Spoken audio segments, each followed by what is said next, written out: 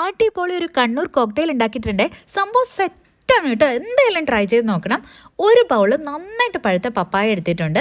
അതുപോലെ തന്നെ നമുക്ക് വേണ്ടത് ഒരു ബൗള് നന്നായിട്ട് സ്റ്റീം ചെയ്തെടുത്ത ക്യാരറ്റ് ആണ് കേട്ടോ. പിന്നെ ഞാൻ കുഞ്ഞപ്പന് വേണ്ടിയിട്ട് കൊടുത്തതിൻ്റെ ബാക്കി മധുരക്കിഴങ്ങ് ഉണ്ടായിരുന്നു, അതും ഞാൻ ഒരു ബൗൾ എടുത്തിട്ടുണ്ട്. ഇത് നിങ്ങൾ എടുക്കേണ്ട കാര്യമൊന്നുമില്ല. ഇതെല്ലാം കൂടെ നമ്മൾ മിക്സിക്കകത്തേക്ക് ഇടുന്നുണ്ട് കേട്ടോ. കൂടെ നമ്മൾ 2-3 ഐസ് ക്യൂബ്സ് ഇടുന്നുണ്ട്. അതുകൂടാതെ തന്നെ എൻ്റെ അടുത്ത് ബാക്കി വന്ന ഒരു 1/4 ഗ്ലാസ് പാലും കൂടി ഉണ്ട്, അതുകൂടെ ഞാൻ അങ്ങ് ഒഴിച്ചു കൊടുത്തു. നിങ്ങൾക്ക് വേണമെങ്കിൽ വാട്ടർ ആഡ് ചെയ്യാം കേട്ടോ. ഇതിൻ്റെ കൂട്ടത്തിൽ ഒരു സ്കൂപ്പ് വാനില ഐസ്ക്രീമും കൂടി ഇട്ടിട്ടുണ്ടെങ്കിൽ എന്നിട്ട് നമ്മൾ ഒരുമിച്ച് എടുത്തതെല്ലാം കൂടെ മിക്സിയിൽ അടിച്ചെടുക്കുകയാണ്.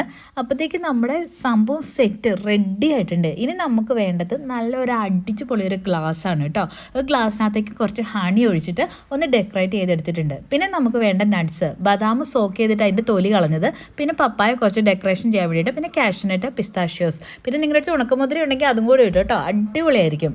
പിന്നെ നമുക്ക് വേണ്ടത് പൊമഗ്രാനൈറ്റ് ആണ്. അതിൻ്റെ എല്ലാം കളഞ്ഞെടുത്ത് അടിപൊളിയായിട്ട് സെറ്റ് ചെയ്ത് വെച്ചിട്ടുണ്ട്. ഇനി നമ്മുടെ ഗ്ലാസ്സിലേക്ക് ലെയർ ലെയറായിട്ട് ഇതെല്ലാം കൂടെ സെറ്റ് ചെയ്ത് കൊടുക്കുക. കണ്ടോ എന്ത് സൂപ്പറാണെന്നറിയോ, എന്ത് ടേസ്റ്റിയാണെന്നറിയോ. ഇതിൻ്റെ കൂട്ടത്തിൽ നമ്മൾ പൊമഗ്രാനൈറ്റ്സ് മുകളിൽ വെതറി കൊടുക്കുന്നുണ്ട്. കൂടെ 2-3 സ്കൂപ്പ് വാനില ഐസ്ക്രീമും കൂടി ഇട്ട് കഴിഞ്ഞിട്ടുണ്ടെങ്കിൽ സംഭവം സെറ്റാണ് കേട്ടോ. ഇതിൻ്റെ ഏറ്റവും ഹൈലൈറ്റ് ഇതിനകത്ത് കടിക്കാൻ കിട്ടുന്ന നട്ട്സും പൊമഗ്രാനൈറ്റും ആണ് കേട്ടോ. അതുപോലെ തന്നെ ഏറ്റവും കുറച്ച് പാല് അല്ലെങ്കിൽ ഏറ്റവും കുറച്ച് വെള്ളം ഒഴിക്കാനും ശ്രദ്ധിക്കുമല്ലോ അല്ലേ.